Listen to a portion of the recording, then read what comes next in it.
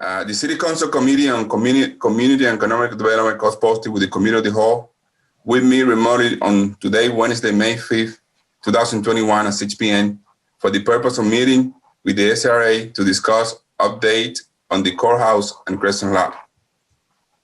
Pursuant to Governor Baker's March 12, 2020, order suspended certain provision on the Open Meeting Law, Chapter 38-20, and the Governor's March 15, 2020, order imposing a stricter limitation on the number of people that may gather in one place.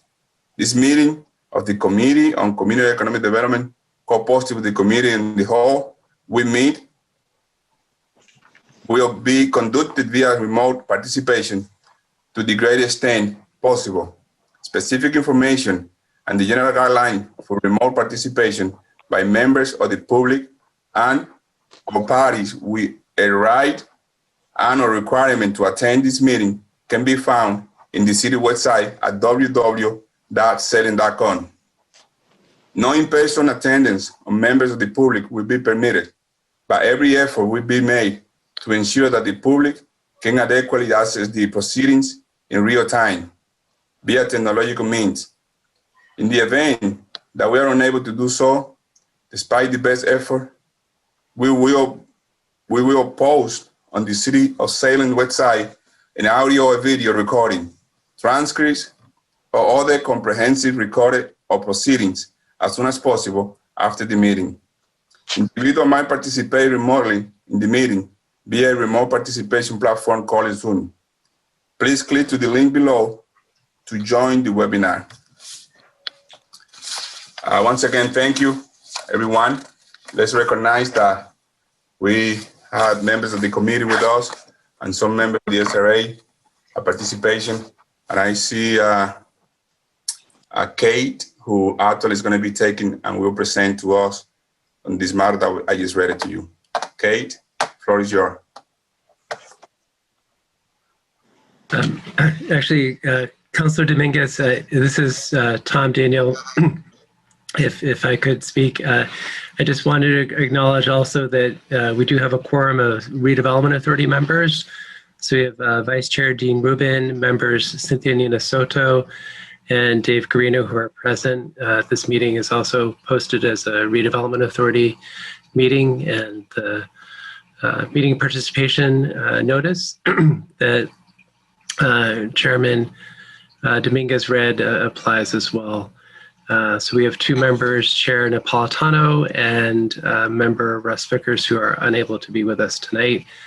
And I'd like to just welcome Vice Chairman Dean Rubin to make a few remarks. All right, and thank you, Tom. So good evening, everybody. We are pleased to take time with council members tonight. And I'm speaking on behalf of my fellow SRA members, who I'm sure will chime in as appropriate when it comes to the Q&A.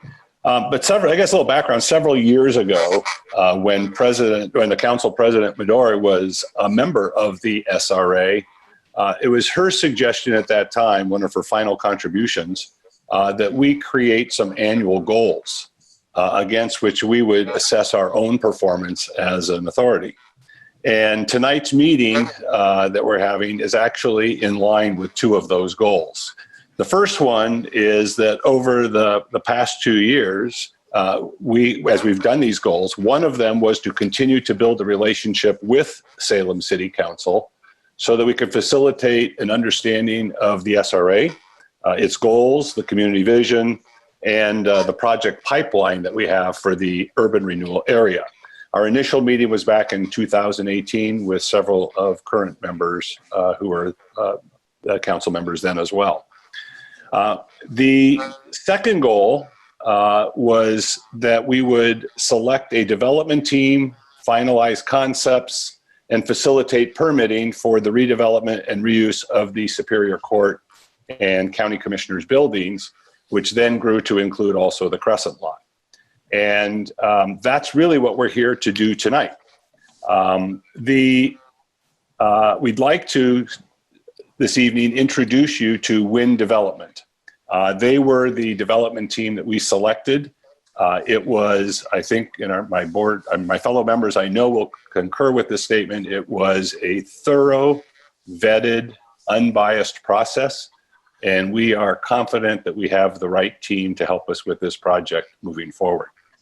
And so you'll get a chance to hear from the wind development team, ask them questions.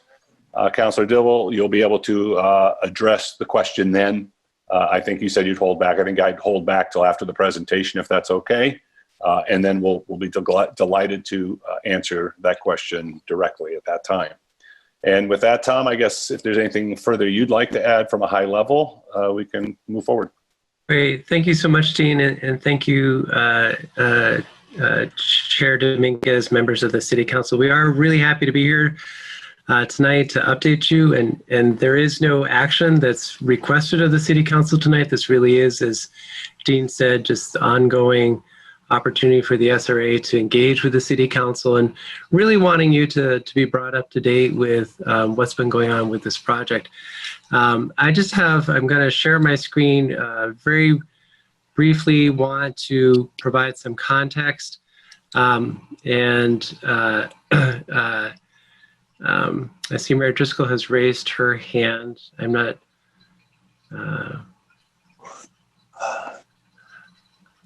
I don't have. Yeah, Tom, I tried to allow the mayor to get in, but I have some difficulties, and City Clerk is helping me on the other side. So okay. In a few minutes. All right. Very good then. But just to provide a little bit of background, reminding folks how we got here. So while we're focused on the courthouses, the Superior Court building, which is the red brick one, and the County Commissioners building, the granite one, that's the project today. But really, this is decades leading up to this point, and it all goes back to maintaining Salem as the judicial center for the region, going back to the 90s. I think, since 2004, there's been 6 acts of the legislature that are somehow involved with the court complex, including these 2 buildings, and lots of input along the way. Throughout all of that, the SRA in developing its objectives and summarizing, distilling community involvement, sort of the documents and processes. We're looking back to the urban renewal plan, the downtown renewal plan, the city's Imagine Salem process. We hosted the Urban Land Institute for a panel to help us with thinking through some things, and public meeting with that. Also having a community meeting about the northern end of downtown generally, and this project specifically. And so taking all those inputs and really trying to distill down to what I just wanted to recap from this presentation of a couple years ago, just some of those synthesized goals. And so first and foremost at the top of the list is historic preservation. And this project is and continues to be about the court buildings. As Dean mentioned, the Crescent Lot was added in as a way to ensure that the court buildings could be rehabilitated and reused. Looking at the financial model, we had a lot of information from the state about the costs of adaptively reusing the court buildings.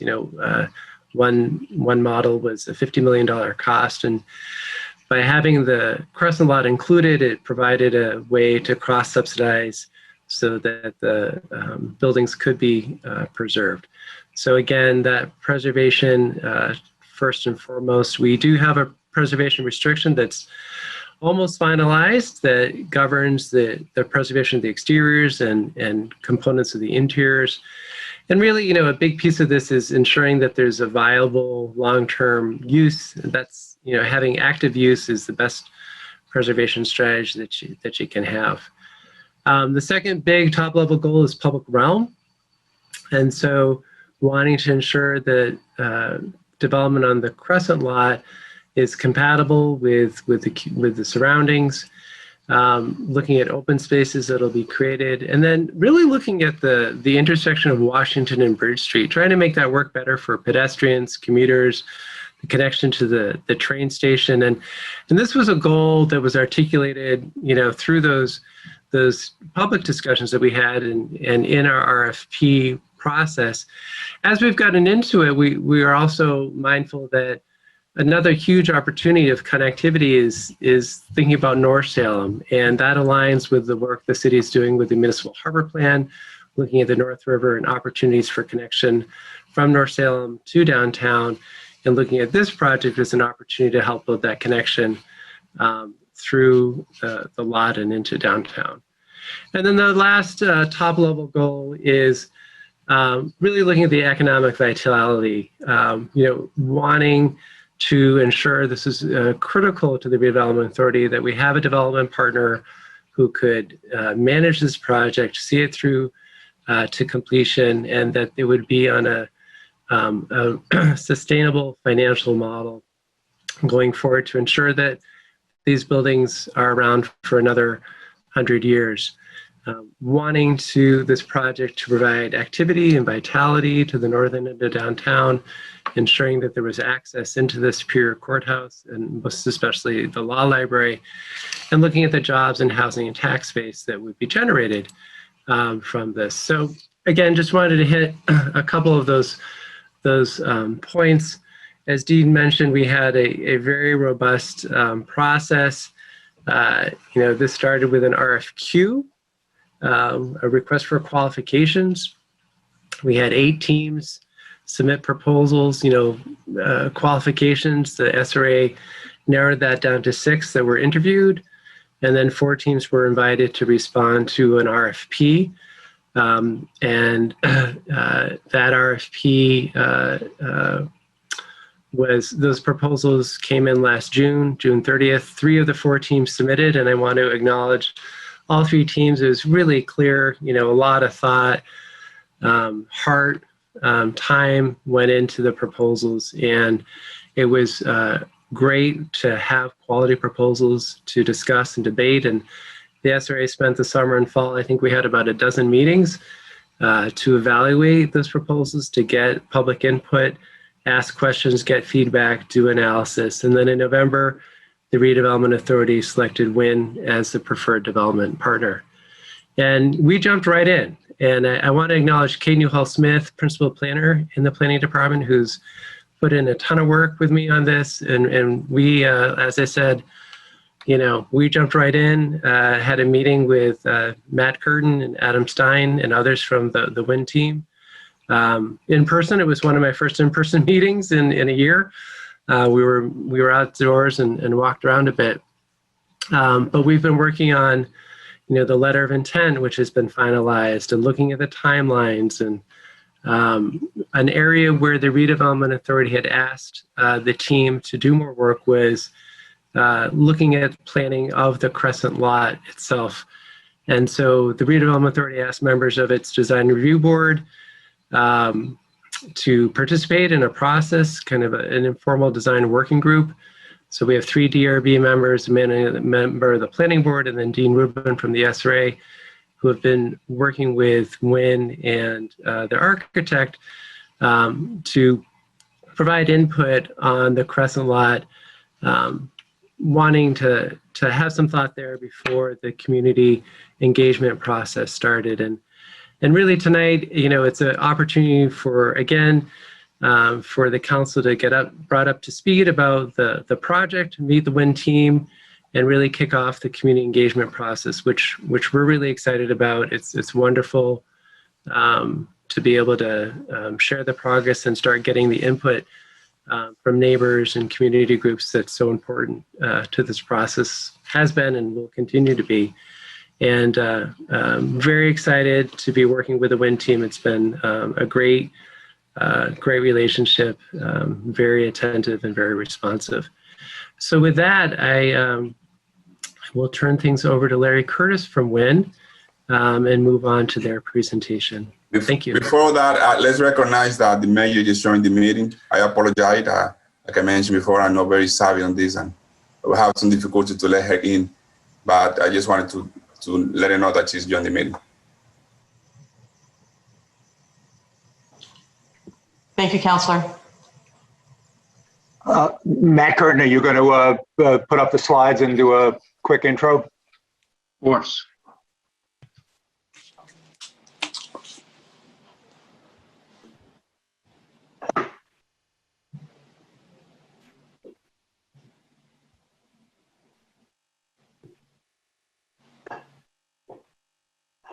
Good evening, Mayor Driscoll, Chair Dominguez, members of the council, Director Daniel, members of the Redevelopment Authority, Matt Curtin, Senior Project Director with Wind Development. We're thrilled to be here tonight, the opportunity to appear before you and the public.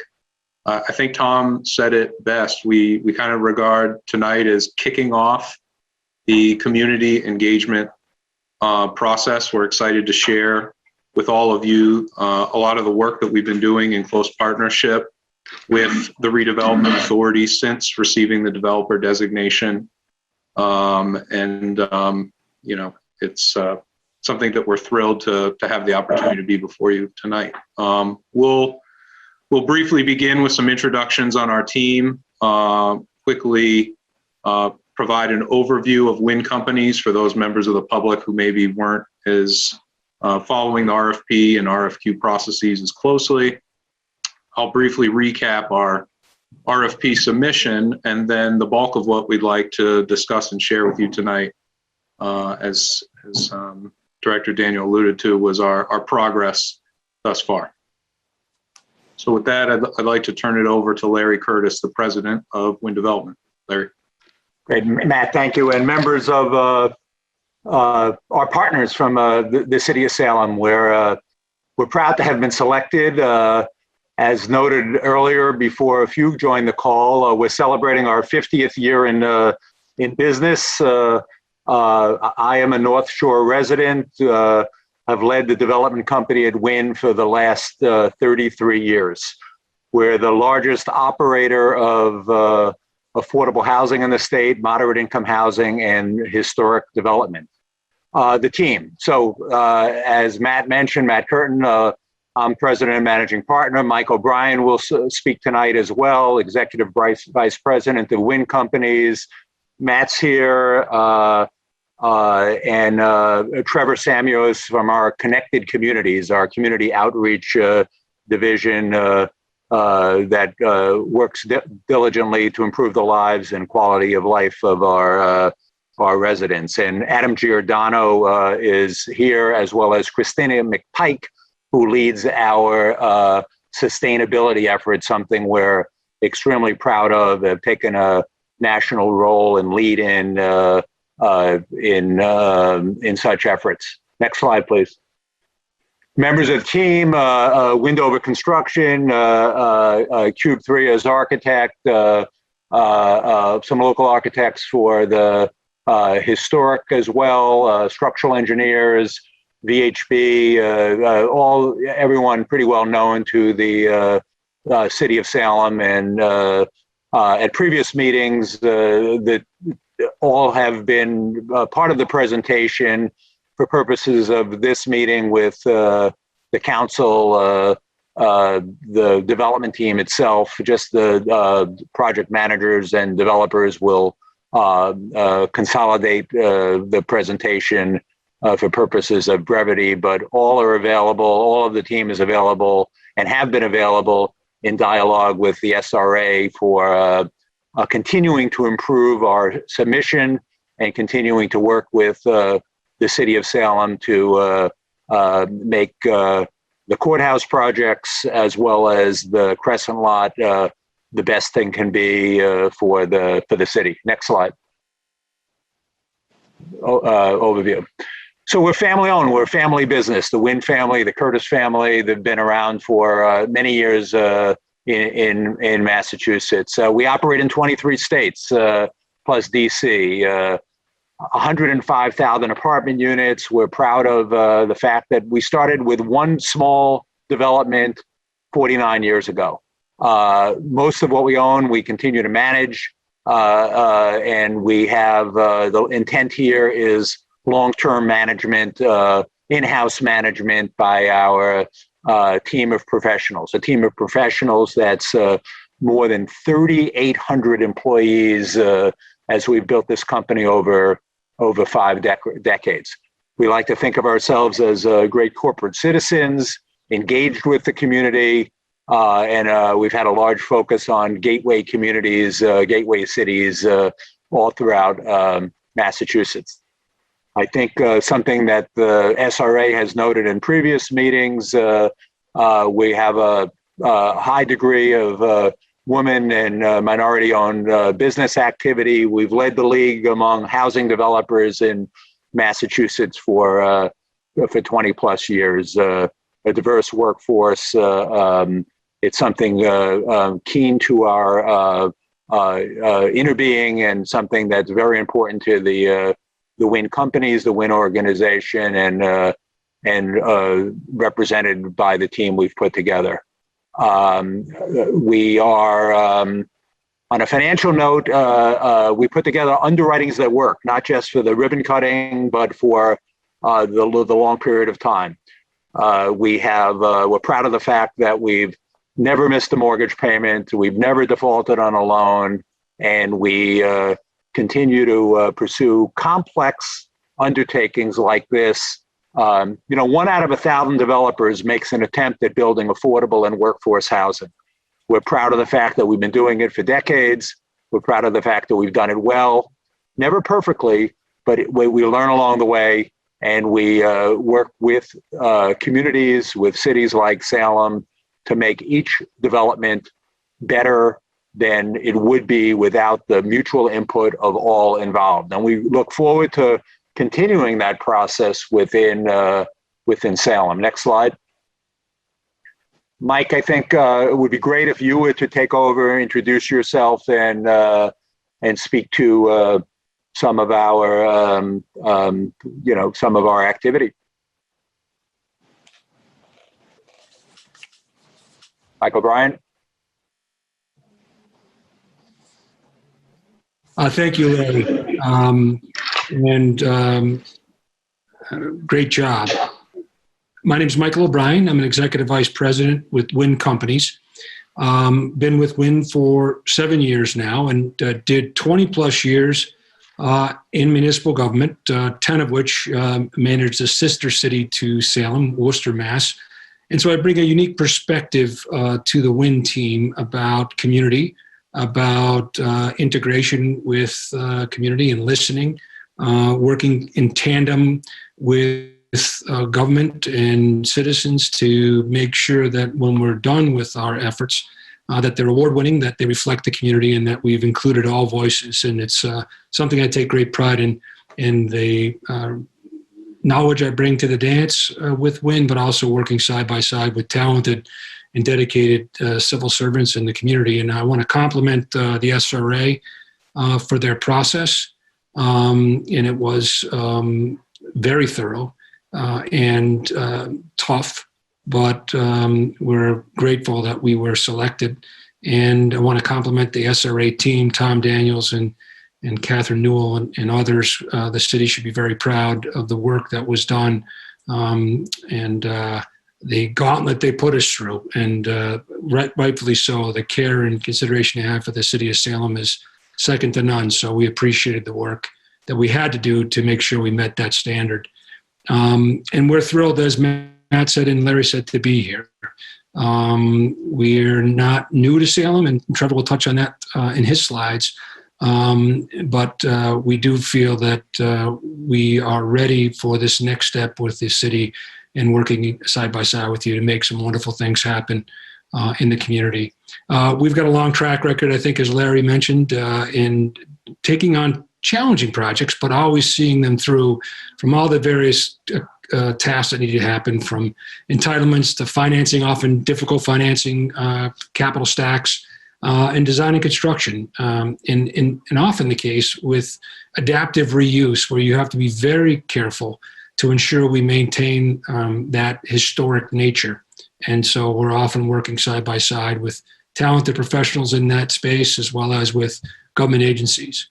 WIN Development, its entire team nationally is some 50 people, and again, talented team and knowledgeable and dedicated, matching that of the city of Salem. We've got some of the best on this project. Over 40 years, some 5 million square feet of property, mixed income, mixed use, and mainly in gateway cities, not only here in Massachusetts and the Northeast, but throughout the country. and often looking for those transit-oriented development opportunities. To complete these projects, we have to look at working with the public. So there's lots of standards and thresholds that have to be met, and understanding those details to make these projects viable. And so often is the case, we're working with the federal and state governments on low-income housing tax credits, but other programs that are available in order to make sure that when we finish these high-quality projects, they're what we all envision, affordable to all the demographic within this case, the city of Salem, and something that's financially viable over the long term, as Larry mentioned. We talk about a historic adaptive reuse. It's our specialty, taking buildings that are often vacant, near a collapse, and turning them into new uses such that they are viable and vibrant, as Tom mentioned, for the next 100 years. We're award-winning in all we do, and we pride ourselves in that as well, trying to reach for the stars as far as the standards we hold ourselves to, so that these projects are not only something we're wildly proud of, but they're something that the communities that we're in this case, Salem, will be proud of, and that nationally they'll be seen as examples for others to follow. And again, extensive experience in the structures behind it of talented people that understand historic tax credits, making sure we're working hand in glove with the historic community, touching all the appropriate bases at local historic commissions, but right through the National Park Service and a Mass Historic Commission. In the last 3 years alone, we've got 3 construction projects active on the North Shore. So we're hopefully from a familiar face and from an easy reference to gather from others we've worked side by side with up in the North Shore. Next slide. So our North Shore presence, Pequot Highlands in Salem, one of Arthur's first projects, Arthur Wins, something he's very proud of. Tannery Apartments, recent acquisition. We're in the midst of a multiple $1 million renovation to that facility. Cobbett Hill Apartments in Lynn, Michael's Landing, and you can see the rest, Heritage House, and all.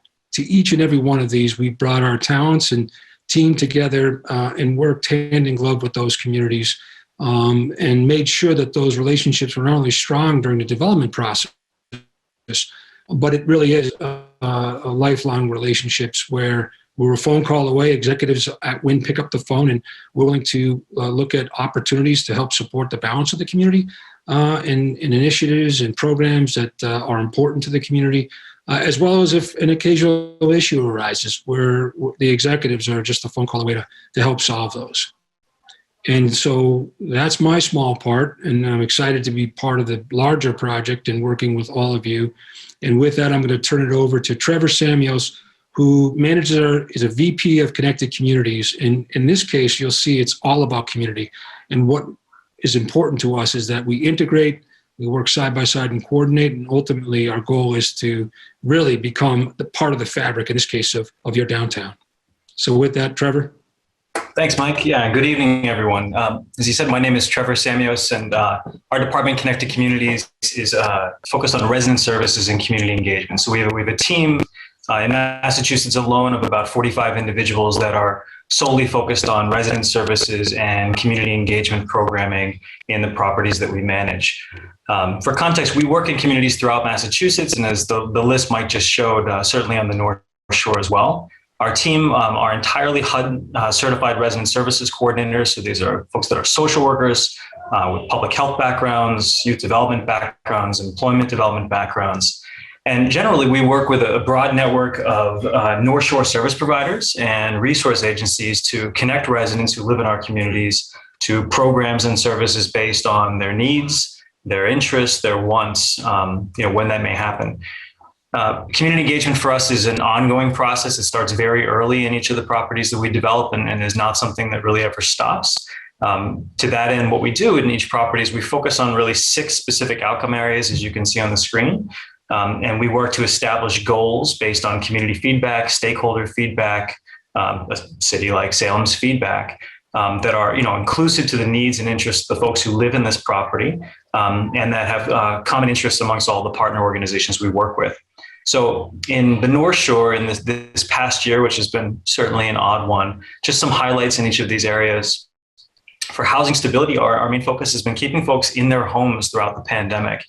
And so to do that, just one example is we've been able to help over 700 North Shore households receive rent and utility assistance to maintain their housing and to alleviate any fear of eviction that they might have had through job loss and rising expenses. With employment, on one end, we helped about 200 households in the North Shore access unemployment assistance, many of which received it for the first time, as well as to help over 150 households connect to new employment even throughout the pandemic. We worked with the Salem Public School System at Pequot, a community we own and manage in the city of Salem, to provide daily meals for over 180 students that were working remotely and learning remotely throughout this process. Healthcare, we have a number of different health and housing pilots with elder services organizations, community health centers and hospitals in the North Shore. And in these senior communities, we were able to lower hospitalization rates by 15% over the past 2 years amongst seniors. Economic mobility. So one of the challenges with the affordable housing, mixed income housing is as income rises, rent rises right along with it. And so one of our answers to that is financial coaching services. And so we have a broad base of partners across Massachusetts, but certainly in the North Shore. And we're able to provide about 150 households with financial coaching services so that they were able to save money and build savings for the future and post-pandemic. And then lastly, and one we're particularly proud of for community engagement, we were able to register over 480 North Shore residents to vote for the first time in advance of the 2020 election. And that's a constant campaign for us as well. But I'm very happy to take any questions after the presentation and look forward to working with you all. Thanks, Trevor. So I thought briefly before we talk about all the work we've been doing to date in partnership with the SRA that we would briefly just recap both for the council and the public at large some of the high points of our RFP submission for context.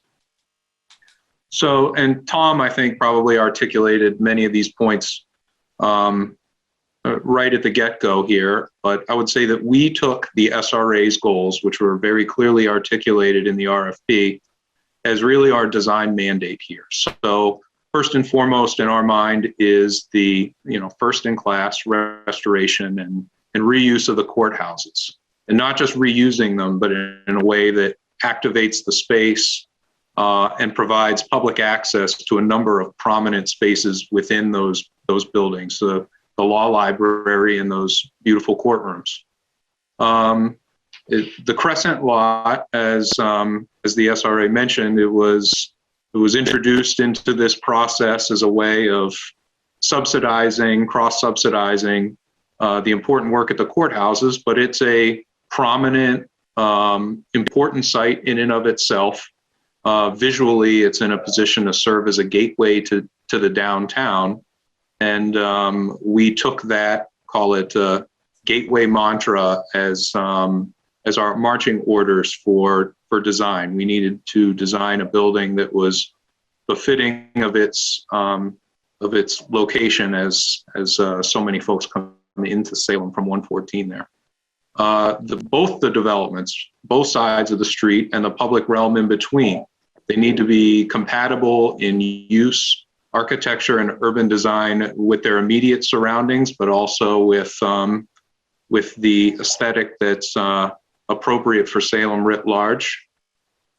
Design that needs to look outward to the public realm. Both of these locations provide opportunities for programming and public space and capturing the foot traffic that's going to the Salem MBTA station. It's obviously transit accessible. We need to leverage that through design and provide equitable housing for folks at all ages and all income tiers. Trevor touched upon some of that. Also vitally important, I think, in a community like Salem is the middle income workforce renters who are increasingly priced out of desirable places like Salem, and in an effort to provide a truly inclusive community, there's a meaningful market rate component as well. Ultimately, I think when you work to achieve all of these goals, the end result is essentially a northward expansion of all the vitality that exists downtown in downtown Salem. So kind of our proposal by the numbers, within the two Federal Street buildings, we were proposing a total of 19 units, respecting, of course, the preservation restriction in all respects, and 15,000 square feet of commercial space, which was comprised largely of the law library and the courtrooms, and we endeavored to make sure that we found uses that were consistent with the SRA's public activation goal. The Museum of Justice is an organization whose mission we believe in, whose vision we believe in, who I think if they belong anywhere, we feel belong in these buildings. We also worked in partnership with the East Regiment Beer Company, who's expressed an interest to occupy a space in the Federal Street location. And then across the street at the Crescent lot, you can see the preponderance of the residences there. We provided a design in our June submission that included 110 units, a meaningful ground floor commercial component of 10,000 square feet, that largely the economics of the Crescent lot allow us to do the important work across the street. And then between the two sites, lastly, when we say mixed income housing, we thought it was important to provide some stats here for the public to understand how we underwrote this project, which was a meaningful market rate component, which allows you to subsidize many of the other units, as well as support the resources necessary for the rehab across the street. And then you can see not a cursory approach to providing income restricted housing, but a very meaningful component, and doing it across a series of bands that captures folks and families at really every rung of the economic ladder. This overhead view, I feel like, does a good job of illustrating this notion of the extension of the downtown, the opportunity for a plaza on the north side of the county commissioner's building that really can speak to a plaza across the street at the Crescent lot. Intersection improvements at Bridge and Washington that Tom touched upon at the outset, opportunities to maybe bring that to a greater pedestrian scale and essentially have a courthouse location, Crescent lot site that work in tandem with the existing foot traffic that's already coming through the MBTA station. Another visual representation, largely of the same concept at the ground plane, again, wanting to emphasize the opportunity for these vibrant public spaces that, one can be historic, one can be new, but there's also similarities and synergies, and they can speak to one another, and not developing at the Crescent lot as if it were a site in isolation. I believe Mike talked, and Larry as well, about our efforts regarding sustainability. That's something that's always at the fore of design here at WIN, and we ensure that we only bring on team members who think the same way. You can see here, I wouldn't run through the stats with this group. Cube 3 has a fairly deep bench of design professionals who are working at the forefront of the sustainability and energy efficiency world.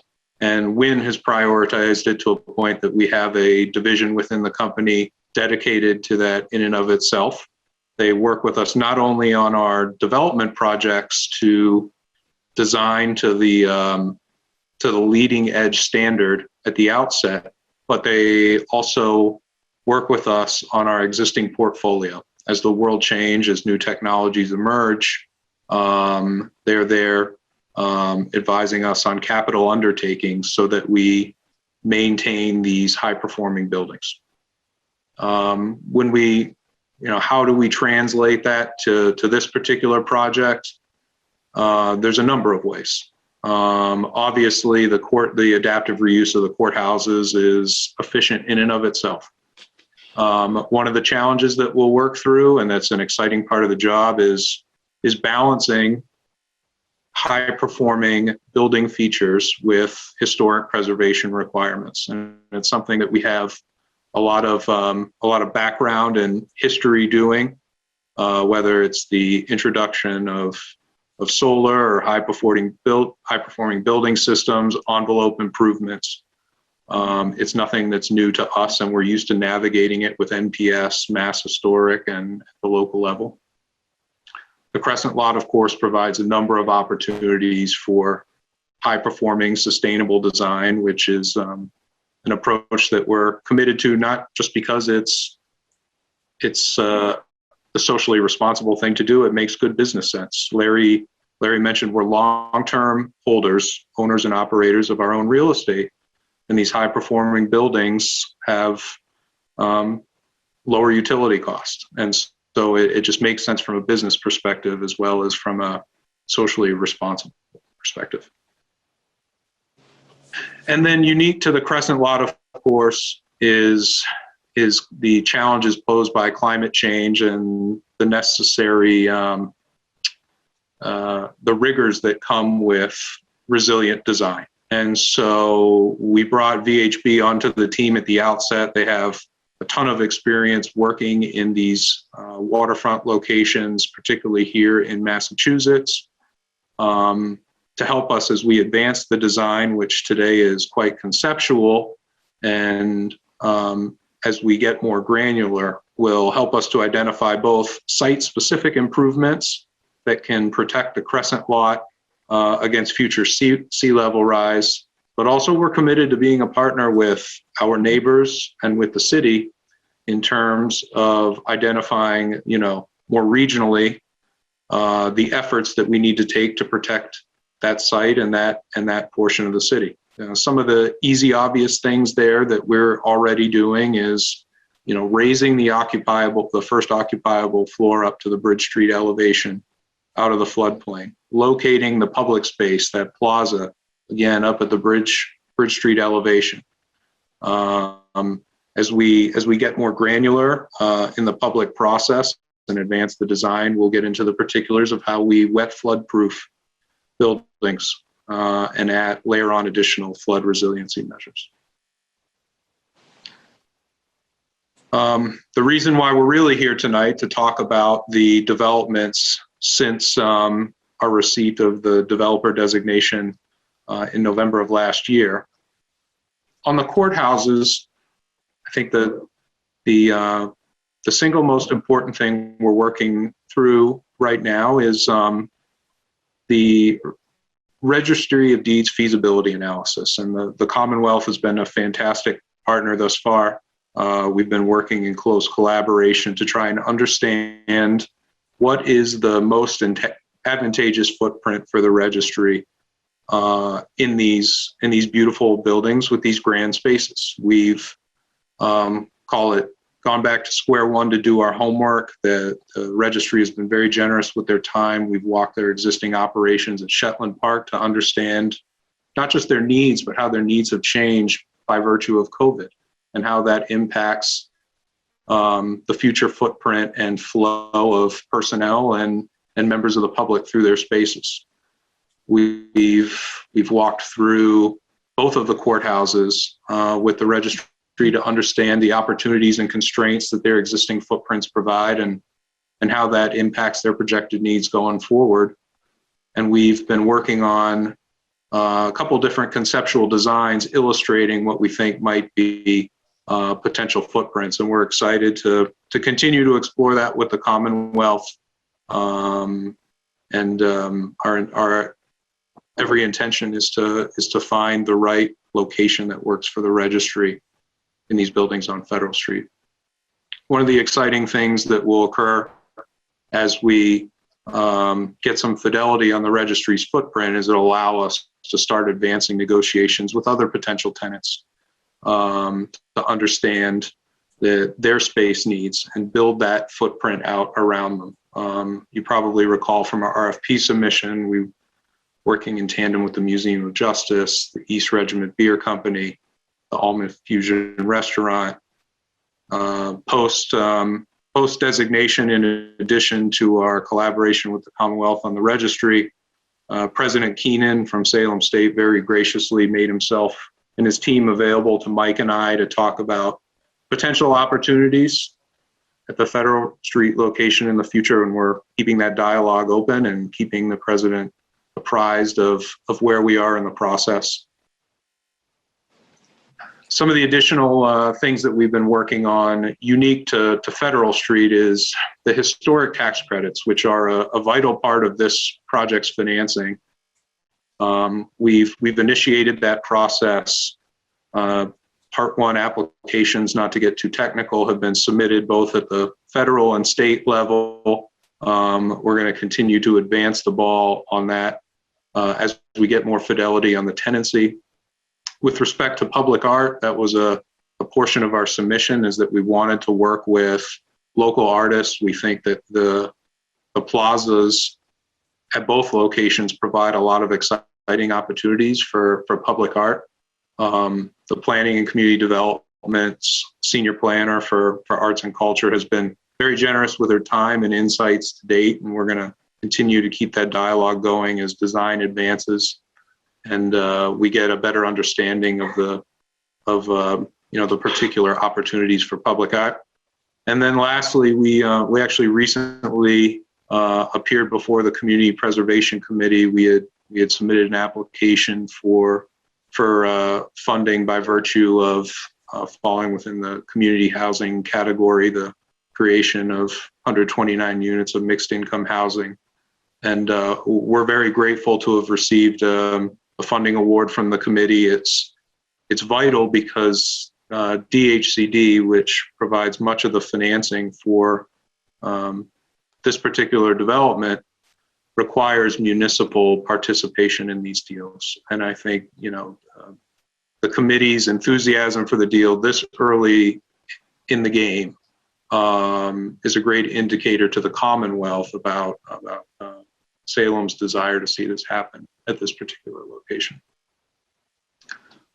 Across the street on the Crescent lot, things that we've been working on, MBTA engagement. So we have been, and Mike O'Brien has been a wonderful partner and tutor in this. We've been working in collaboration with the T to work through the particulars of the remnant parcel acquisition. Some of you may remember there's a sliver adjacent to the Crescent lot.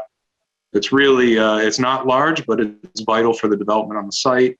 And the T had been working with the SRA to date on how to make that site a part of the development. And we're excited to be part of the discussion with the T.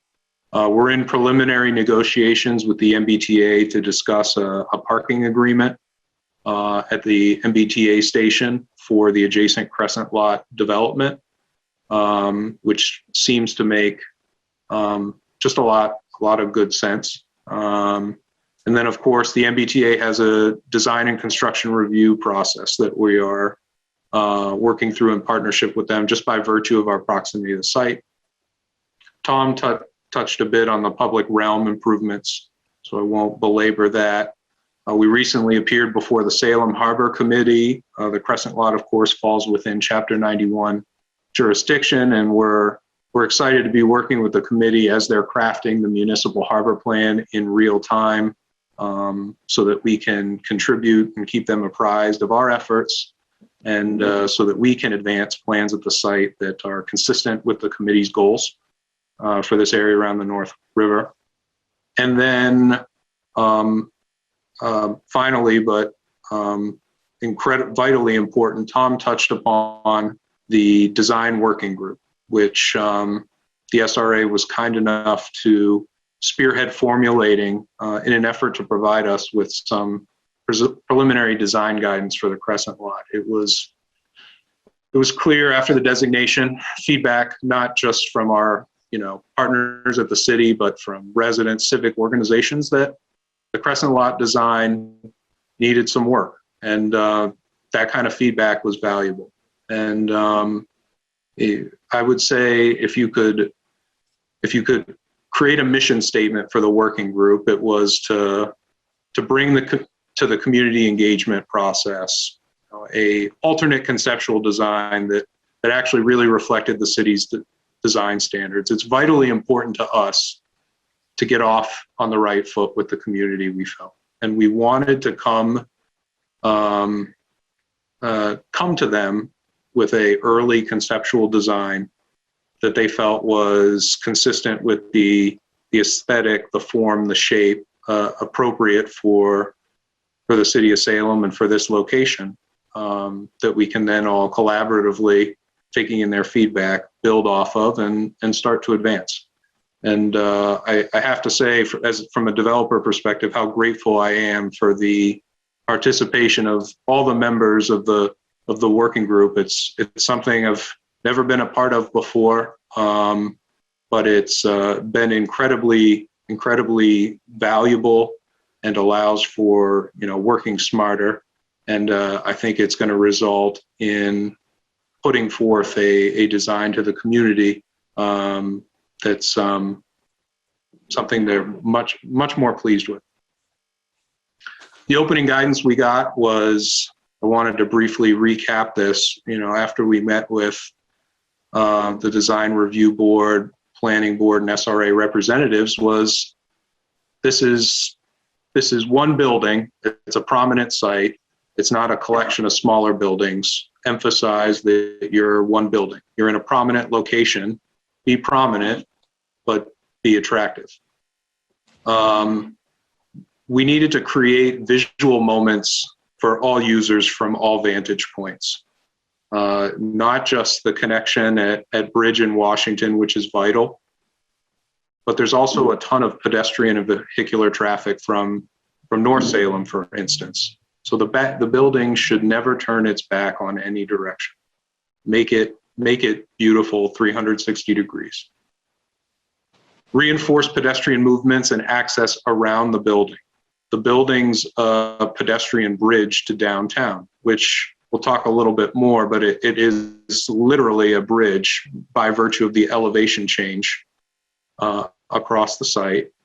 And to explore, patterns, colors, materials, glazing, call it facade treatments that are timeless, contribute to the visual landscape, make clear that you're a new building, but respect the surroundings. And so we kind of went back to the drawing board with the group and really started with understanding where pedestrians are coming from and where they're trying to get to. One of the big challenges of the site is obviously the grade change across it. It's about a building story's worth of grade change. And one of the things that I think, I'll be honest, I don't know that we adequately accounted for in our initial response was the volume of pedestrian traffic coming from North Salem and from Lower Bridge Street. And so understanding how these folks move across the site, how they might better move across the site, how could it be more, not only more efficient, but more visually pleasing, and how can it serve, call it, creating these exciting spaces at the courthouses, at the Crescent Lot. And so one of the early outcomes that we had was the previous building, really the building contours were where this pink dotted line is. It was set to the back and the plaza kind of looked towards Bridge Street. We kind of landed as a group, maybe it's better to bring the building into Bridge Street and allow for the pedestrian transit and the call it concourse, if you will, to be facing the North River and provide not only accessibility to the T, but North River views. And also this sort of orientation of the building and the pedestrian path would allow for a more prominent connection for the foot traffic coming in from North Salem here, just as we try to provide a striking visual gateway at the Bridge and Washington Street intersections. Then we kind of moved into massing and building articulation. And this is kind of technical stuff. I wouldn't dwell on it too long, but I think the guidance that we received and that I think was really beneficial to the design was, respect the height limits from the city zoning, respect the Chapter 91 height limits, and use it as an opportunity to articulate the building with different heights. Additionally, in an effort to capture the pedestrian foot traffic going to the T station, bring the building in towards the commuter rail station, because at that ground floor, we're going to have a sizable commercial presence. So let's try and capture that. And that provided an opportunity for a more prominent entrance from at grade along Lower Bridge Street that hadn't existed before. And we have some follow-on visuals we'll show illustrating this staircase coming up to the plaza. These are just simply upper floors. And we wanted to provide the community with some very preliminary conceptual renderings. I think I always like to give the disclaimer at the outset that these renderings are generated to stimulate discussion with all of you, with community members, with all the stakeholders that we're going to meet with. We feel it's our responsibility, as a team with really talented design professionals to bring visuals to the discussion, to stimulate discussion. But what you see here, we don't regard as an end-all be-all, but rather a different take based upon the feedback that we received working in concert with the working group. So a couple different perspectives here, trying to be responsive to the color palette of the surroundings, the massing of the surrounding buildings, but also trying to be prominent in and of itself. A couple additional renderings. And then it was kind of at this point that we started working to try and neck down to the human level. Those renderings are obviously at a bit of a distance. We were trying to understand how the building would sit relative to its surroundings and view corridors. But just as important is how folks experience it at the ground level. And so once we brought the building in to border against Bridge Street, we thought about how would you want to orient this plaza? How would it speak to the North River? How would it speak to all the pedestrian traffic that we saw coming over from North Salem? And again, continue to still capture the attention of folks coming out of the MBTA station at Bridge and Washington Street. And so we started to really try and map out how would people move? Where are the opportunities for multimodal transportation?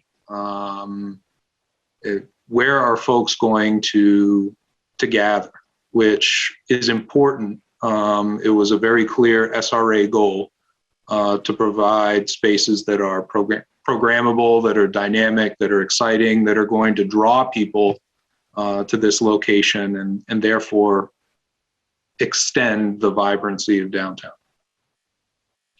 And so again, we wanted to provide the community with, it's one thing to look at it in plan, but a potential of what something along these lines would look like in 3 dimensions. And so the image at left is if you were at Lower Bridge Street, the white massing in the background is the MBTA garage.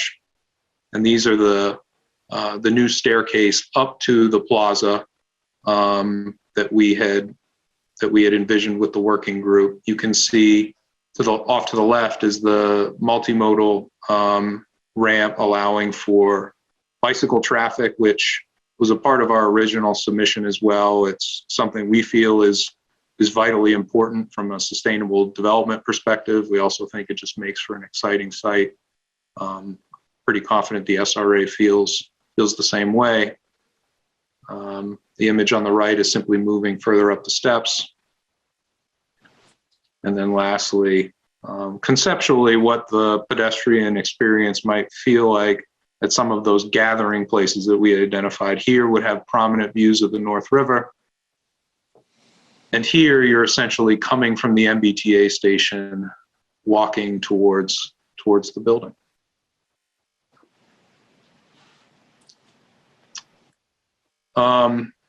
We wanted to talk about schedule. Tom had mentioned at the outset that schedule is something we had worked long and hard on as a team. There's a lot that needs to be accomplished between these two sites. But we are incredibly excited to be here tonight to kick off the community engagement process, which is going to drive a lot of the conceptual design advancement, which is going to inform our ability to file for approvals, be it locally or follow on the state and federal applications. On that note, I think I just wanted to conclude by emphasizing again that we felt tonight was an opportunity to come before the community at large, hopefully provide a baseline understanding of the progress we've made to date. We're super excited to begin engaging with neighborhood organizations, civic groups, historic bodies, individual residents, one-on-one. We, as Trevor mentioned, getting community feedback early and often allows us to design smarter and more long-term owners. We want to build something that the community is proud of because we're here for the long term. On that note, Chair Dominguez, that concludes my presentation. Happy to take any questions from the members of the council or the Redevelopment Authority. Thank you, Matt, and thank you everyone for a great presentation. May you raise her hand? Let's hear from her first, and then after that, we're going to open it for questions from the committee members and the City Council as a whole, and the general public if there is any attendee who wanted to ask Mayor. Yeah, thanks, Councilor Dominguez. And I'll be brief. I just wanted to recognize a couple of key points. And one is a really thorough thank you to the Salem Redevelopment Authority and our planning staff for their stewardship of this project. I love the fact that Tom sort of took a walk back in time to the importance of this quadrant of the downtown and how connected it is. I remember being on the council voting to support the use of public land to move the courthouse to the end of Federal Street. It was such an integral part of an overall city plan tied into the North River Canal Corridor plan that was produced by Goody Clancy, and then to have Joan Goody leading the architecture for the new, what's now the J. Michael Roe Wayne Judicial Court Complex. Many of us may recall we had a collection of really old, really dysfunctional courthouses, and there was real worry that our courthouse community would end up someplace else, maybe off of 128 or in a location that wouldn't be the heart of our downtown, and bring the jobs and the vibrancy and maintain that jobs and vibrancy that happens downtown. But it was looked at in the context of the entire corridor. And I think we're being so well served by both the planning efforts that were done previously, by having really strong project management, and frankly, by having Salem Redevelopment Authority Board who takes this work so seriously and grinds through what can be a long process. And so who are all volunteers, right? And I want to thank the members of the SRA for their work, and certainly to our planning staff for their work here. And I just think the other points that are really important is understanding both the complexity of this site, but from a project perspective, from a permitting perspective. I don't think the SRA could have made a better choice than Wynn, who in my mind brings both the experience, building, design, investment, financing, lots of pieces of the puzzle to ensure that this is a successful project and gets done, successful fruition. These are multi-year projects, really complex permitting, but to have the heft and the strength of being able to do the big things, but also to be agile, to recognize this is a unique community site and really have a community-driven process and design. Not everybody wants to put their hand up for that. It's harder and longer and messier. In the end, I think you end up with a much better project. And I just want to celebrate, where we're at right now. The ability to have pieces of this already completed with a courthouse moved, and to recognize that we have surplus courthouses, a crescent-shaped lot that is sort of leftover vestiges of an MBTA station, which delivered on one of the promises of that site, which was improving both parking and waiting areas, but not the real vibrancy that we're hoping to capture. And that's what this project is about. So just want to say how fortunate I think we are as a community to have a solid team with Wynn working on this, and also a great group with the SRA, the Design Review Board, and a lot of engaged community members and partners. What the SRA and what I think our city was looking for is a partner. This is like I said, a complex project that's going to span a few years and cost more money than probably all of us will like. And at the end of it, it can really do a lot for this northern quadrant of the downtown that feels a little disconnected from everything else. So grateful for the council and the SRA being able to sort of recognize what we have and move things forward in a way that makes sense for our community. Thanks. Thank you, Mayor. Councilor Amador, I see you raise your hand. Thank you, Mr. Chair. I have two questions for the development team.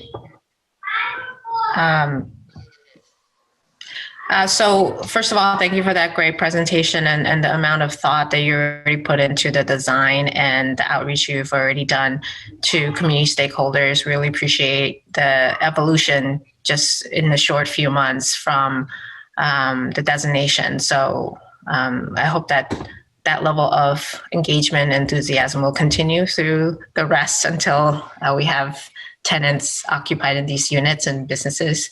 So my first question is around sustainability. You talked a lot about achieving sustainability through building materials and energy efficiency, and also following the concept of transit-oriented development, putting housing near transit. And I wonder if you've thought further beyond just the building materials and energy efficiency components, and also incorporating sustainability goals through the different uses you will be putting into the commercial space, so that tenants in the property and also the downtown at large could get the essential goods and amenities and services without having to hop into a car.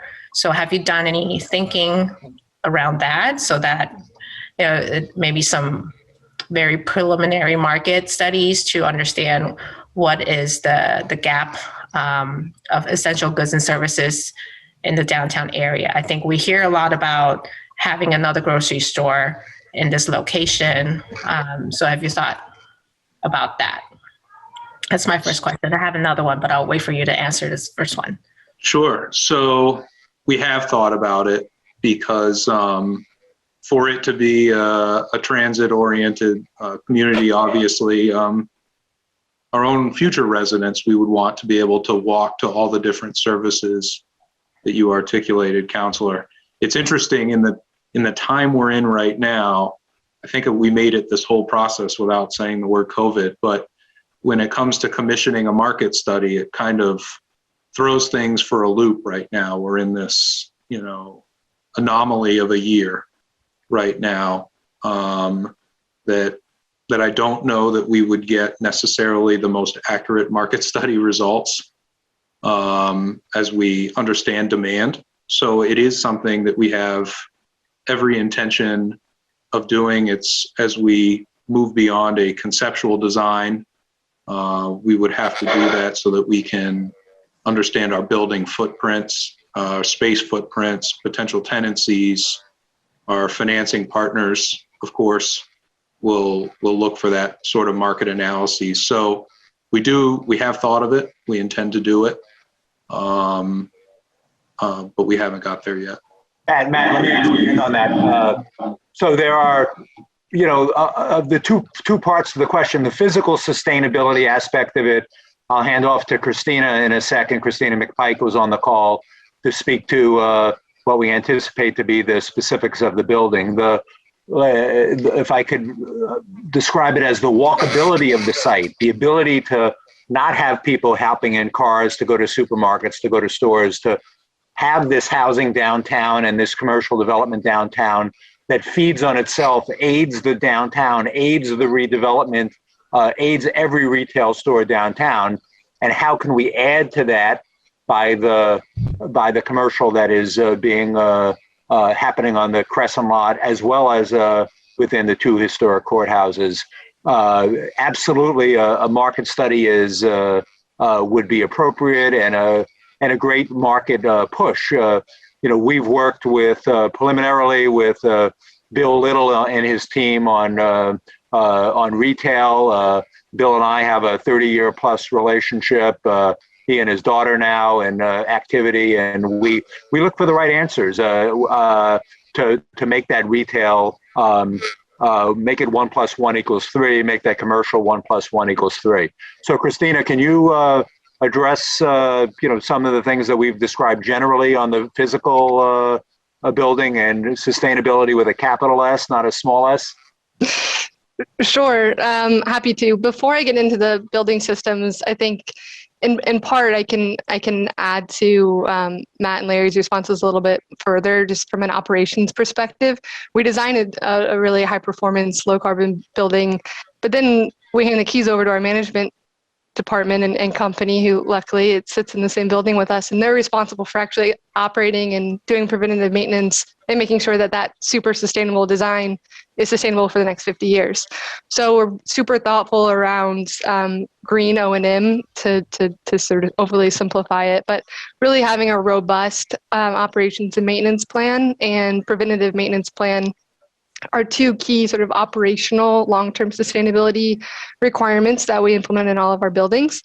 And similarly, we take those plans and create green resident manuals for all of the residents who actually live in these buildings. So I know you're talking about commercial tenants, but we also try to interface and encourage sustainable living and practices and conservation sort of tips and tricks for our residents, regardless of if they pay the utility bill or not. So I just wanted to add that. In terms of the physical design process, obviously still working through conceptual design, but sustainability with a capital S is at the table from day one on all of our projects. Like Matt mentioned, it just makes good sense. WIN has been pushing the envelope beyond stretch code for years. We've developed numerous Energy Star LEED Enterprise Green Communities buildings. Even in our historic preservation projects, no one has figured out how to integrate energy efficiency with historic preservation better, more thoughtfully than WIN has, including recent award-winning efficiency projects in Connecticut that we're really proud of. So that means working with Cube 3 and the mechanical, electrical, plumbing engineers from day one to be thoughtful about massing, window sizing, system selection, et cetera, but with the main goal being to reduce the long-term greenhouse gas emissions of the building. And we'll do exactly that with on both sites. Obviously, the historic preservation project poses nuances and challenges that we'll have to overcome. But we also think historic preservation is the most sustainable form of development. We get to capture and reuse all of the embodied energy in those buildings that are there today. We don't need to, bring in new raw materials in those buildings. We get to repurpose and take advantage of the carbon that's sitting right there for the next 50 or 100 years. Great. Councilor Madore, are you satisfied with the answer? You got some other questions, you say? I have more questions. Thank you, Mr. Chair. As a follow-up for that, I would encourage you, while you explore the prospective commercial tenants, to think about what types of businesses that best cater to the Salem market for our residents, not just the residents' needs, but also the types of jobs that you could possibly create through these uses. So I would really urge you to think about the types of jobs you would be bringing to the downtown. But thank you for that additional detail on the building sustainability.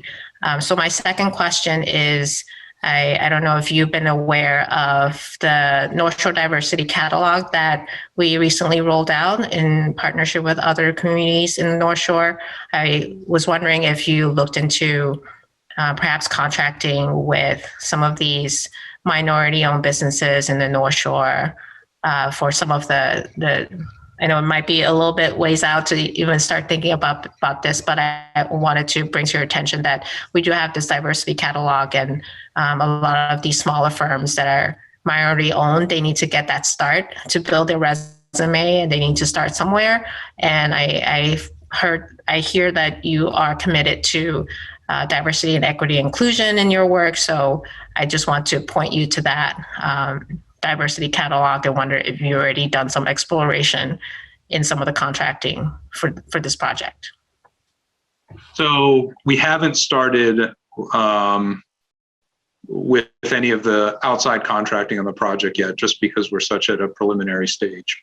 But we are aware of the catalog, and we do absolutely prioritize this. It's a priority for us. It's a priority for us, for our partners at the Commonwealth who finance these deals. They want to see a demonstrable track record of this. Larry, maybe you could speak a little bit about our history with MWBE hiring and expenditures on our jobs. Yeah, I could speak to it from 3 points of view. From our MWBE, as I noted briefly earlier, for 20 plus years running with housing development in Massachusetts, we've been the leader in providing the most opportunity, and we embrace the topic, and we love the idea of the specifics that you suggest. So yes, Matt, it's early on, but we should start those conversations early on, because even though these projects have a long incubation period, the vendor relationships also have. So if we can start those early, that would be great. Of our internal staff, similarly, our company, as I mentioned, 3,800 plus people, where these jobs are well represented among women, minority, variety of a minority throughout the company, and will be the case in all respects for on-site personnel and in our hiring goals for this development. And then we put the same demands on our contractors. So we're not our own general contractor. These buildings are built by firms that are general contractors, and the general contractor that we will likely work with, obviously subject to marketplace pricing, we will impose on them such requirements. It's not a goal, it's not an effort, it's not a suggestion, it's not a maybe, it's an absolute.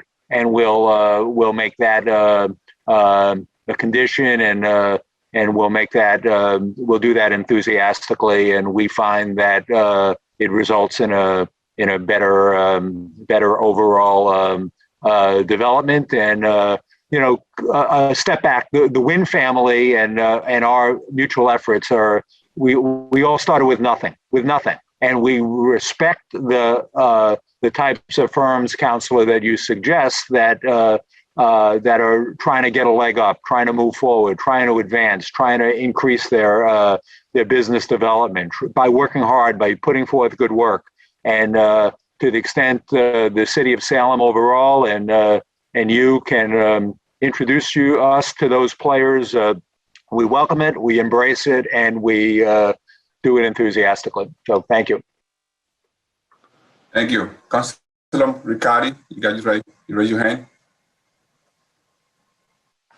Yes, thank you, Mr. Chair. Councilor Medor hit on my questions about sustainability, so I appreciate that thorough answer that was provided. I also want to say thank you for the presentation and for the thought that has gone into this. I really appreciate especially the conversations around the connections to North Salem.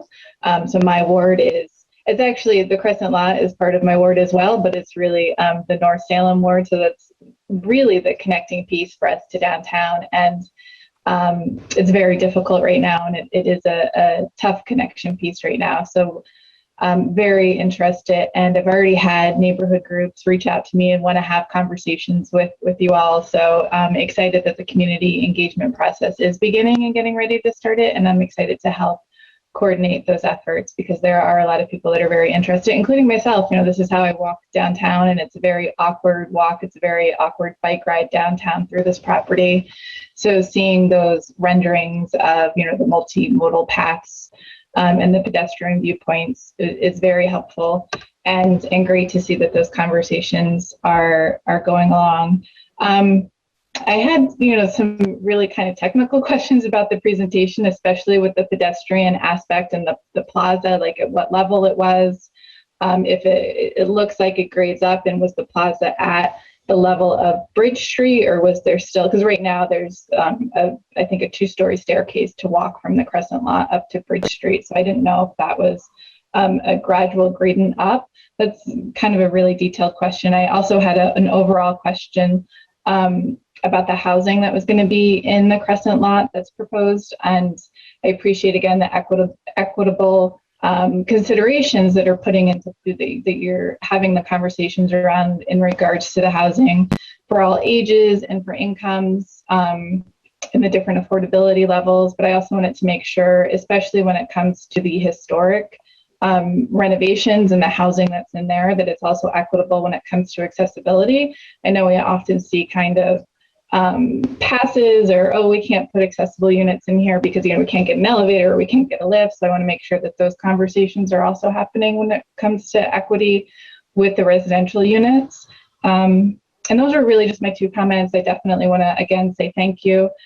Very much looking forward to the community engagement process, and making sure that those conversations are robust. And even in the time, I'll say it again, in the time of COVID, that we can have those and have them be helpful. So thank you. Well, thank you for the questions, Councilor. We definitely look forward to working with you and your constituents. I'd say on the first question you had, called the more technical one, about the site grading and how folks from North Salem would traverse up onto the platform. So that grade change, call it, if you work your way from the MBTA station down towards North Salem, it eventually hits a point of 18 feet, I believe, ballpark. And so we were looking at a couple different ways for folks to be able to traverse that. You saw the staircase, obviously, which is something that we would look to make decorative, welcoming, well-lit, safe, make it an architectural feature of the project, not purely functional. Probably the renderings I didn't adequately capture the multimodal path that also wrapped around, call it, from the Bridge Street, Washington Street intersection, where the property meets that intersection. We had a multimodal path that kind of wraps around the contours of the site. It's ADA accessible in terms of grade, so it would allow folks to be able to transit up to the platform that way as well. Both paths would offer beautiful view corridors out to the North River. With respect to accessibility for the units proposed on the Federal Street location, we have been thinking about that. You know, one of the features or items that we navigated with Cube 3 was specifically ADA accessibility and where do folks come into the building. And really where we landed is that the main front door, because those 2 buildings are connected with a common elevator shaft, and that connector is actually not historic. It allows for you to do a visually prominent, tasteful, complementary entryway in between the 2 buildings. And we think that would most likely end up being the main entry, not just for the residential units, because the elevator is right there for folks going up above, but also for any of the other uses, commercial, institutional, in the Federal Street buildings. So it's something we have been considering quite carefully. Thank you. If I may, Mr. Chair, just one quick follow-up comment / question in regards to the pedestrian access. And I appreciate that multimodal, and it makes sense now if I haven't seen the full picture of what that pathway might look like. But also just more of a comment, and I think this is where the neighbors want to get engaged with the community engagement, is it's still all about the connecting pieces. So the crescent lot itself and the pathway, that could be fabulous, but there's still, the additional like right across the road from it, or under the bridge that might not be part of the crescent lot, to really make sure that the entire space is thought and can work with the various property owners that are around there. Thank you. Of course, I'd just add, Councilor, totally agree with you. It's something we've been thinking about. Welcome the opportunity to talk with you about it and the residents. We actually walked that particular location with the Redevelopment Authority and a member from the Harbor Committee, specifically talking about what that transit is like for folks. Thank you. Anybody else have a question or comment? Councilor Porowski. Thank you, Mr. Chair. First of all, thank you, gentlemen and ladies from Wind Management, for putting on such a good, thorough project design. It's nice to see the concepts and being able to visualize exactly what it's going to look like and how it's going to impact that particular area. Before we get into the building part of it, my first question would be, has anyone from the city brought to your attention the possibility of having the discontinued tunnel used as a pedestrian underpass with a stairway leading to Bridge Street, rather than having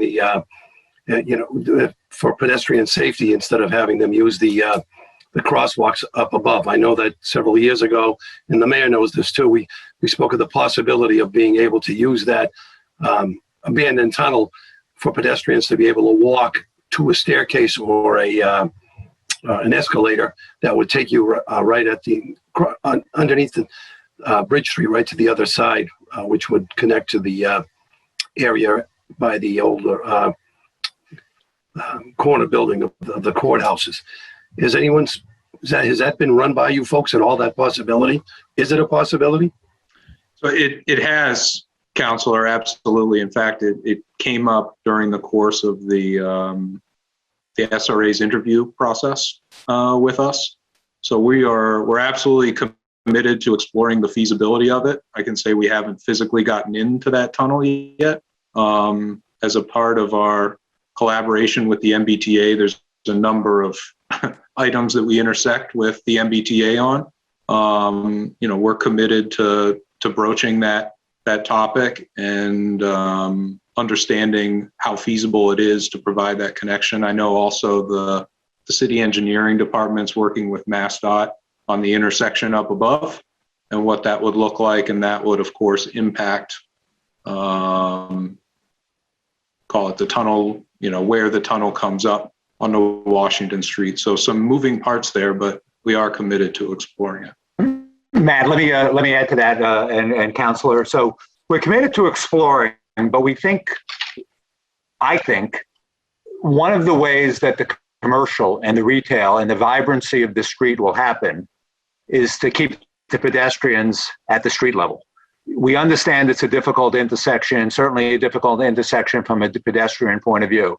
But once you bring people down and under and through, it does present concerns. It presents security concerns. It presents concerns from what it means to the commercial activity. If hundreds of people are going down and not stopping at the local cafe or stopping at the local retail, it has the potential of it being negative. We'll follow the city's direction in here. It also will be at enormous cost.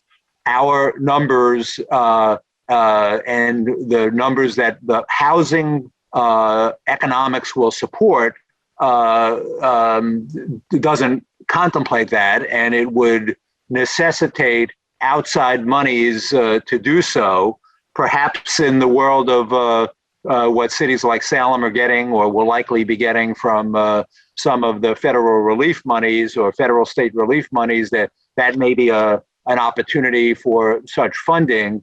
But I think we need to approach it both from a cost point of view and what it means from a planning success point of view but we're open to exploring it.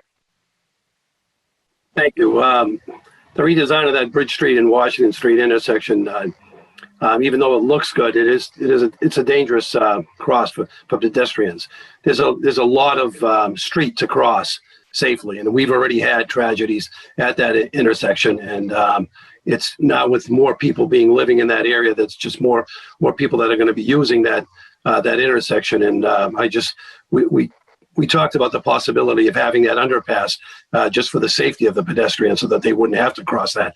Otherwise, I think that if that's not going to happen, then I think that we're going to have to look at a redesign of that whole intersection just to make it a lot safer, which isn't in your folks' realm. I know that's on the city to be able to do that. But the fact that you're putting that many people over there, we just have to take into account their safety when they want to be able to get from that side of Bridge Street going over to downtown. My other question was, how many units did you say that there was? I kind of missed it. How many units are going to be in that Crescent Lot building? 110. 110. And the height of that is going to be about 7 stories? So it would be, because of the grade change, if your ground floor is at Bridge Street, it would be 6 stories above Bridge. The 7th story would actually be below grade, Counselors, where the parking lot would be today. Have you, do you have an idea of how a motor vehicle 100 units will sustain? And if we're talking about a vehicle and a half per unit, we're talking about 150 plus extra cars. And did you folks take into consideration where those cars are going to be and the traffic impact that they're going to have at an already busy intersection where the MBTA entrance and exit is? Right. So we do know that we'll be doing a parking demand analysis, and we'll be doing a traffic impact assessment. Of course, I think we need to get to a position with the design that's advanced sufficiently that we understand fully. As we vet the design, the unit count may change. And so we want to get fidelity on that before we commission those things. We know it's vital, and it's always a topic of interest. We do believe, Counselor, that it's a TOD development, and we're going to design it as such and market it as such. And so we're looking to attract tenants who, are not overly reliant or as reliant in a, typically call it more suburban type residential development on vehicles to get around. We want to leverage and market the accessibility to the T. We want to promote bike infrastructure, which is why we're proposing it for our site. So we will commission those studies. We know it's vital, it's important for the success of the development, and we know the community is attuned to it. But we think that there's a demand for call it a more transit-oriented living style and less reliance on automobiles in this particular location. Okay, thank you. Folks have dotted your I's and crossed your T's in a lot of areas. I'm just looking forward to seeing how you're just going to and how this is all going to pan out in the end. But thank you for all you're doing and your commitment to this. Any other comments? Any other question? Anyone from the members of the committee? Oh, Councilor Hyper. Thank you, Mr. Chair. And thank you all for this presentation. I think a lot of us are very excited to see just this connection between North Salem and downtown and what's potentially going to happen here and some of this affordable housing that's coming in. Did have a couple questions just around, I guess, the economic sustainability of this. I know we're probably not far enough along maybe in some of the planning stages here, but just curious if you've done any studies on the commercial spaces and what an area like Salem typically needs in terms of size for these commercial spaces. I think we have some experience in the past with larger scale developers coming in, and some of the commercial spaces can sit empty for a little while. I think there's some general consensus that in some cases those spaces are too large to accommodate smaller scale local retail, and they're sort of waiting for a chain retailer to come in. So just curious if there's been some studies as to what that commercial space is going to look like in terms of size, and if there's going to be some variance there.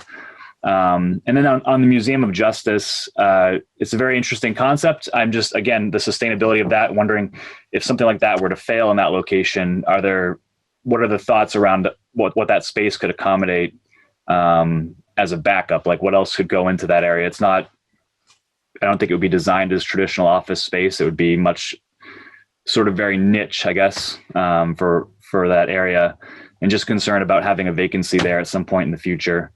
And the last one, I'll let you answer those three. The last one is just a comment on the design. I think we probably expect to see something that's potentially a little more modern in this location, but I would just encourage you to look at Halstead Salem Station, which is just down the river on the North River corridor.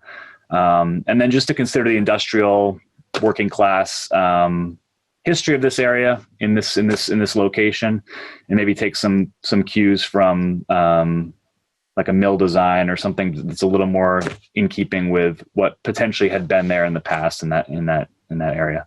But thank you. I'll just take those questions around the commercial stuff after. Well, thank you, Councilor. I guess I'll address the last point first.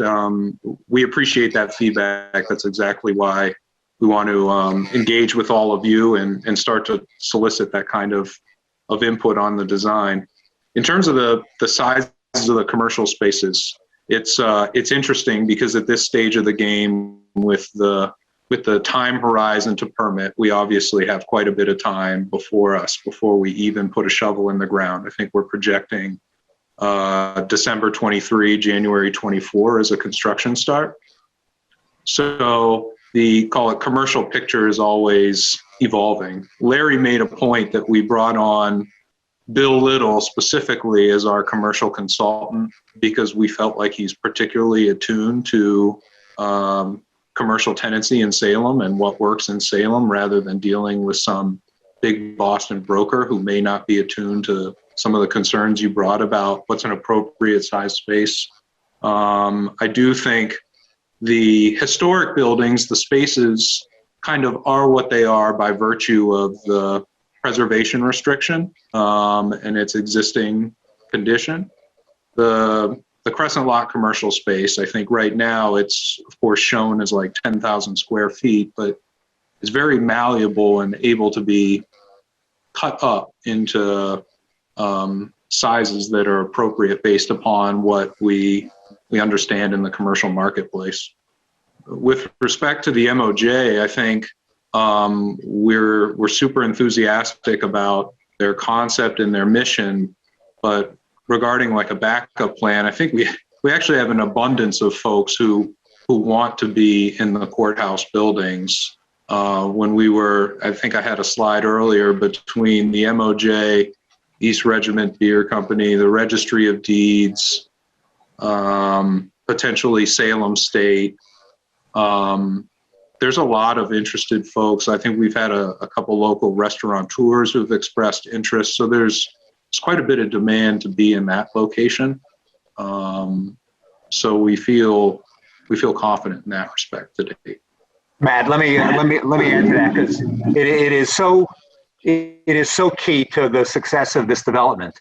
In many a building in Salem and other cities where residential development have happened downtown, the best business to be in is the sign painting business, for sale, for rent, for lease, and there are lots of vacant space. It's a problem. We will design the space and seek out tenants. We're fortunate that we have all of this pedestrian activity, because that's where the retail, that's where the commercial activity wishes to be.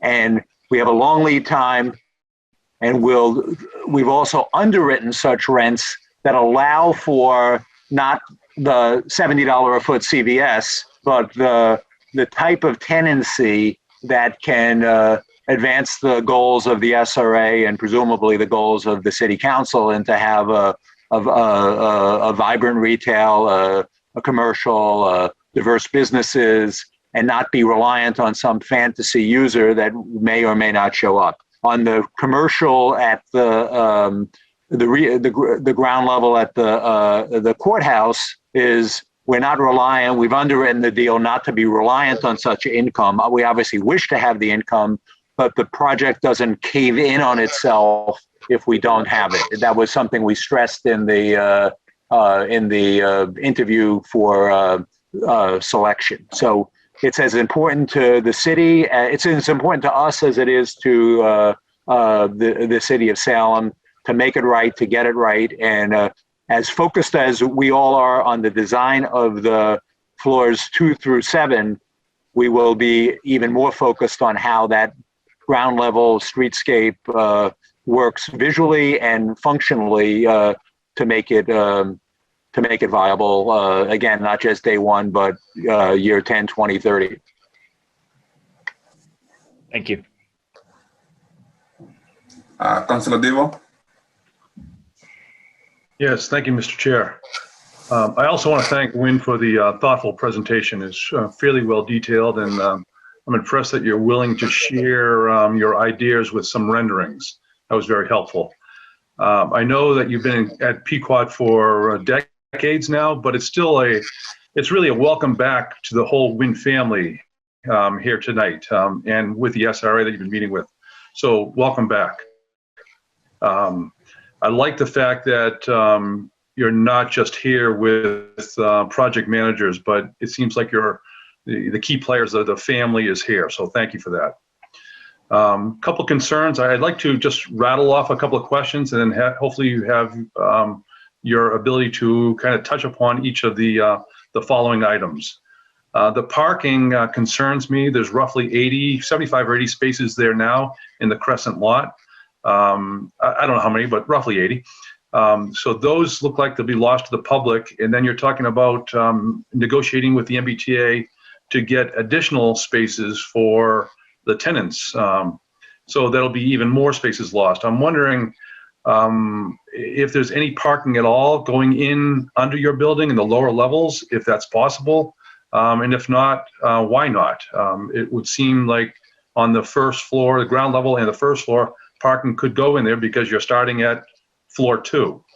I know the Conservation Commission will have some issues with construction in the floodplain and protections for possible flooding in the future, what that will mean, and we'll follow up with the Conservation Commission at that point.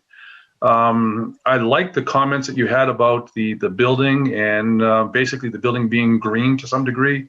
I didn't hear that you were not going to tie into the natural gas system. Hopefully you're not, and we'll have less gas being utilized and being burnt. Salem is really special. The history, the architecture, too often we're seeing buildings that just homogenize the city, and we're seeing the same type of buildings pop up in many, many different city towns like they're cookie cutters, but Salem's a little different. People come here to see Salem, to see the architecture. So whatever the final building is designed as, it needs to really fit in with Salem and belong here. We talk about it being the gateway coming into the city from Route 128. That's true, but it should not be something that we can see everywhere else. It should really belong as a gateway to our downtown. I didn't really see that in the building design itself presented here tonight. But I trust that our review boards, when we go at it with you, they'll be saying the same thing. I think you're welcoming to that right now. The Registry of Deeds, I was hoping that would be part of this project to protect the downtown, to protect the law firms and basically the county seat activities in and along Federal Street. I still would like to see the Registry of Deeds located in the courthouse building. Lastly, I want to remind the chair that before he moves right on, that we should receive public comment from those in attendee here tonight. Thank you, Wynn, and thank you to the SRA. Thank you, Councilor Devo. Yes, we keep that. We have that in mind. After we hear from the councilors, we're going to open up to the public. Do you want to answer any of those questions right now, Matt? Or? Sure. I think the last one first, Councilor, we also want the Registry of Deeds located in these buildings. And so I can assure you we're working in concert with the Redevelopment Authority and the Commonwealth to explore the feasibility and what the right footprint is, especially as registry operations change post-COVID and they become kind of transition their own business model. We're working through that with them in real time on how you right-size the registry and then how that translates into the Federal Street location. With respect to below grade parking, we explored that at the outset during the RFP proposal process. And if you could do it from an engineering perspective and a environmental perspective, it's not something the budget can accommodate in a mixed income housing development by virtue of the number of income restricted units that we're proposing, and we're a priority for the Redevelopment Authority. I think it also presents a number of engineering challenges to go below grade in a location that is subject to future sea level rise and by virtue of the position of the water table. Christina, maybe you could speak to natural gas versus electric and how that fits into our, when we're looking at building systems and sustainable design. Yeah, happy to. I'm getting some feedback. Okay. I commend the city's leadership here in reducing fossil fuels and electrification. We could talk about it for an hour. It's a complex subject and something that we've been heavily involved with and thinking about and being proactive in. At this stage, we are obviously early in conceptual design, but the first goal and focus is the building envelope. Let's reduce the load as much as we possibly can so that mechanical systems are an afterthought. So we can do a lot of good work around insulation and air infiltration and window selection, first and foremost at the envelope, to reduce that load in the first place. So we're dramatically reducing any use of gas. We intend to, obviously this will need to continue to be vetted out, but the plan would be to use all electric for heating and cooling, so heat pump technology, which we've been using for years now. But we have a higher comfort level than gas domestic hot water systems. There is no commercially viable central domestic hot water system today that works for multifamily. There are rumors that it will be available in July or August of this year. It exists in Europe and Asia, but not yet here. So that presents a massive challenge, obviously, as we think through designing the building systems. In anticipation of that and thinking long-term for electrification, there are ways that we can sort of be electric ready. So the sort of hybrid approach with primarily electric heating and cooling and a gas domestic hot water system, but designing that gas domestic hot water system to allow us to electrify that system at a later date. And we can do things like locating the domestic hot water on an upper floor and sizing the electrical capacity to accommodate that future load. A similar approach would be taken with EV charging stations and things like that. So I would say it's a work in progress. It is front of mind. I think I recall seeing that language around reducing fossil fuel use in the original RFP, actually. And it's something that we've been taking into consideration in early conceptual design meetings and will continue to do so. When we electrify systems, we have to be really cautious and careful about long-term operating expenses. Electricity is about 3 to 5 times more expensive than gas. So especially where we have residents paying for their own utility costs, we need to be hypersensitive and aware of the implications of electrifying those systems for them. But obviously there are major benefits around greenhouse gas emissions and indoor air quality and so forth that we have to prioritize equally, if not more so. So we'll do just that here on the Crescent Lot project. Matt, one follow-up comment, and Counselor, is on the overall design. So we never do off-the-shelf designs. And I agree totally with you, Counselor, that often what we seem to have is product undifferentiated architecture. It looks like the building could be anywhere. That's the opposite of what we want. We've recently done some new builds in either in currently industrial areas or former industrial areas, a building nearing completion in the city of Lowell, as part of a mill district, how do you build a new building as part of a 5 million square foot historic mill complex. We've recently done this in Quincy with a similar size new build in a industrial area near Quincy shipyard. So we love the input. We do recognize that the design, both initially as submitted, was a placeholder, and as added to and with the input is still a placeholder. And we join you in your stated goal of having it, having the design, because in the end, after all the fancy conversations and what's going to stand in the public's eye is what that building looks like, and we want it to be representative of the collective input of all. And I like the idea of taking cues from the industrial heritage of the waterfront here, and we look forward to further discussions on the topic. Thank you. Satisfied with the answer? Yes, thank you, Mr. Chair. Great. Anybody else? Any other question before we open to the public? Councilor Marcelo.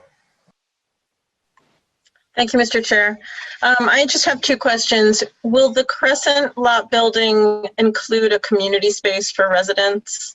That's one question. And also, can you talk a little bit about your affordability mix that you proposed, the numbers there, and how you arrived at that mix? So easy answer to the first one, Counselor. Yes, it's all of our properties. We typically have a couple different types of resident amenities, including a community room, club room, in addition to things like fitness spaces.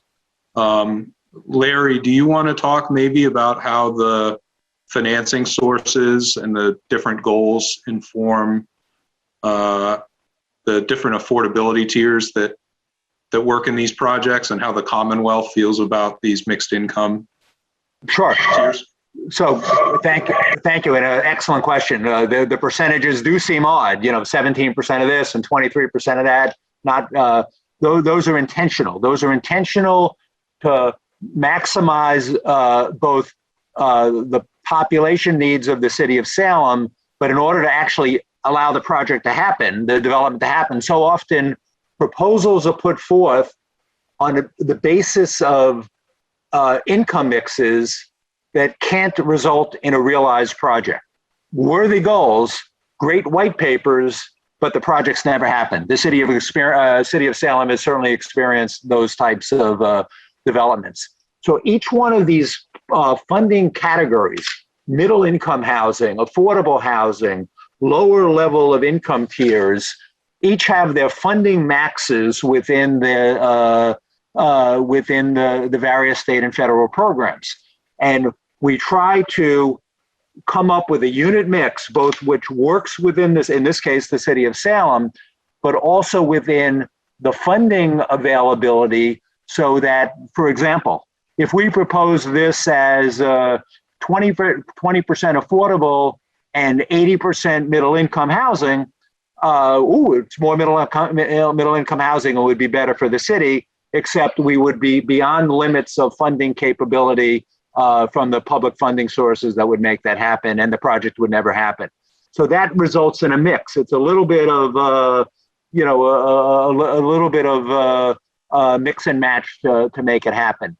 And when you look throughout the Commonwealth, on the successful developments, they have these types of mixes. We started with the basic premise. What was the basic premise? We wanted to serve all incomes for the city of Salem. We just didn't want to have housing for upper middle income people and call it a token element of affordability.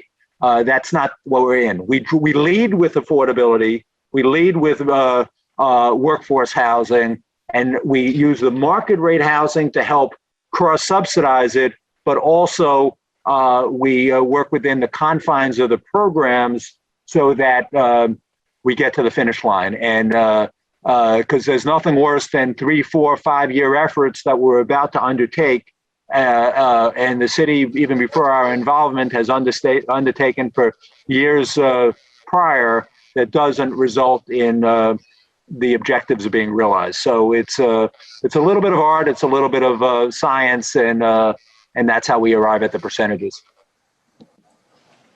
Thank you. Anybody else? Any members from the committee or the committee of the whole, or any member of the SRA who want to raise a question or comments?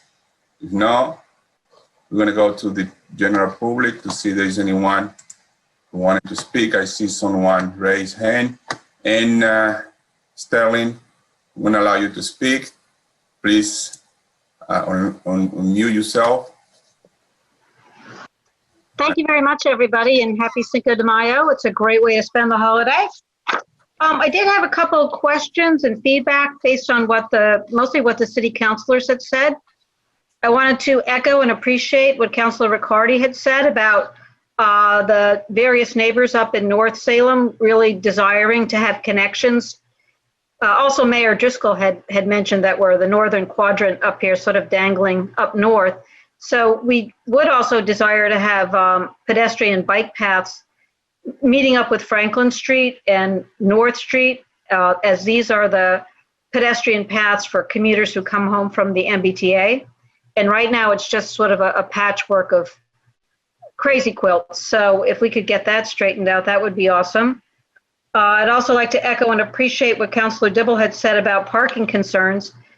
We are losing 75 to 80 spaces and gaining, I guess, 100 residences, but it doesn't really seem that in a realistic manner that's been thought out where the parking is going to go. To say that these are going to be transit-oriented living spaces, not reliant on cars, sort of flies in the face of reality. And then the last thing I'd like to appreciate is as what Councilor Morsilli had said. She said community meeting room, and that pricked my ears up. And the answer given was that the tenants and the residents would have a community meeting room as part of their amenities. But I was kind of hoping that what Councilor Morsillo meant was a community space that could be used by the residents on the northern part of town that are already here. There's a couple of community spaces located around the city, but we really don't have anything up in North Salem. So I'd love for someone to consider in at least one of these buildings, one of these three buildings, that there could be a community room used for meetings and socializing and whatever in the North Salem area or adjacent to North Salem. And I'm sure downtown neighbors would appreciate that quite a bit as well. Thank you for your time.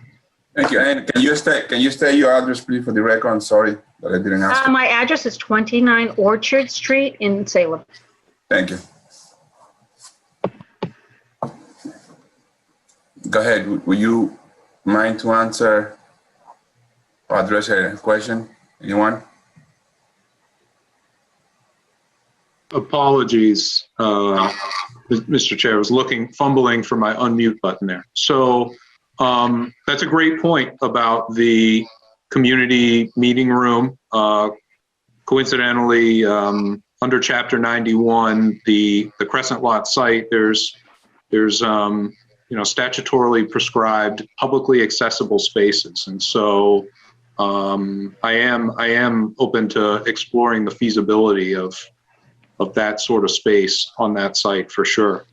And with respect to Ms. Sterling's concerns about parking, we are not proposing to take away the parking and not come with a solution. We know that we have a long, arduous permitting path before a number of city bodies. We know that those bodies, as well as resident organizations, are going to want to hear concrete approaches to how we tackle the parking challenges. Do we feel as a TOD site that we are going to require less parking than a typical, call it more suburban style development? Absolutely. But are we lying to ourselves and saying that we don't need to account for the provision of parking? No, we're not. We know that it's something that we have to work through. Thank you. Anybody else from the public to raise a question or concern? No one? Anybody else from the go back to the committee? All satisfied? I just wanted to quickly thank everyone for being so patient with me. Like I said, this is for me kind of new, and we have some technological difficulty at the beginning, but I really appreciate all the information, very productive. I learned a lot from comments. I want to thank everyone who attended to this great meeting. If nothing else, we have anyone from the committee wanting to entertain a motion, be happy to. Motion to adjourn.